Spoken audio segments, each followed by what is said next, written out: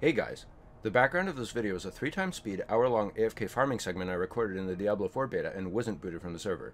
I messed around with several different potential exploits, and this is the first one I'm posting about. The next one will be either farming events for quick resplendent chests and O-balls, or exploiting multiplayer. I'll immediately discuss how to do it for anyone that just wants to get the influ and leave, but I'll mention that I'm not endorsing or criticizing AFK farming, only discussing it. Make your own opinions on it, and if Blizzard decides to nerf it somehow, so be it. Right now the ways to AFK farm are either using pets or thorns. There may be legendary powers that can broaden AFK farming down the road, but we only have the beta to go off at this time.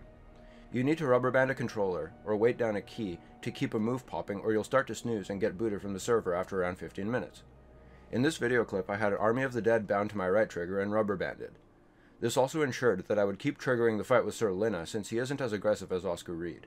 I spent most of the beta with a sorceress and didn't have the time to fully equip a necro with the highest legendary gear and powers I could before the beta ended, which is why I chose Sir Lynna, but he worked fine for proof of concept though. As of the beta, AFK farming isn't wildly beneficial since you can get a unique or elite spawn every 5 to 15 minutes, but that will change in the full game, and I'm going to hit it hard looking for every farm and loophole I can reasonably find. I picture the Diablo 4 endgame heavily benefiting from AFK farming as a supplement to play, not a replacement, and you can even use it to farm extra instances of world bosses. This brings me to the ethics around it. I love finding farms in games to benefit from, but I mostly play single-player games where other people aren't really affected, so it's more of a personal challenge to find and use them than anything else. Diablo 4 is multiplayer, and any edge you can find can be an edge against other players. As long as AFK farming stays a minor bonus, I think it isn't really notable, just an extra endeavor for the most diehard players to feel like they're maximizing their experience.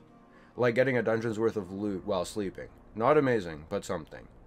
I was also able to play 2 characters simultaneously at Ashava, and that's where the AFK and passive farming gets more tricky. If you do that, you're potentially negatively impacting other people in the raid by maybe taking up a player slot of somebody that could be more helpful, but you're doubling your loot with 2 instances of the game running, or quadrupling your loot with 4 instances of the game running.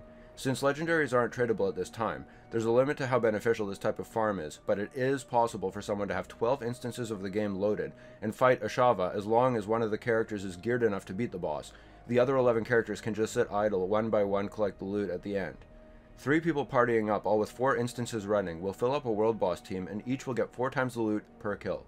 And if you kill 3 raid bosses per spawn using Bladestorm Rogue and the TP exploit, that's 12 Ashava hauls per person in a 15-minute span, 4 times a weekend. Gaming the system as described doesn't necessarily negatively impact other players, but it does put you at an unfair advantage. All it takes is each of the 3 people having 4 copies of the game and 4 platforms to run it on, 3 of which only need to be powerful enough to load the game. I personally see AFK farming as not a big deal if its main use is getting some meager advantage overnight or while you're working, and coming home to an amount of loot that someone actively playing could farm in 30 minutes. I take more of an issue with it if it involves world bosses or some ungodly amounts of loot with as of yet unknown mechanics in the full game. It's possible that it can be used to farm goblins if people discover guaranteed spawn points as one hypothetical example.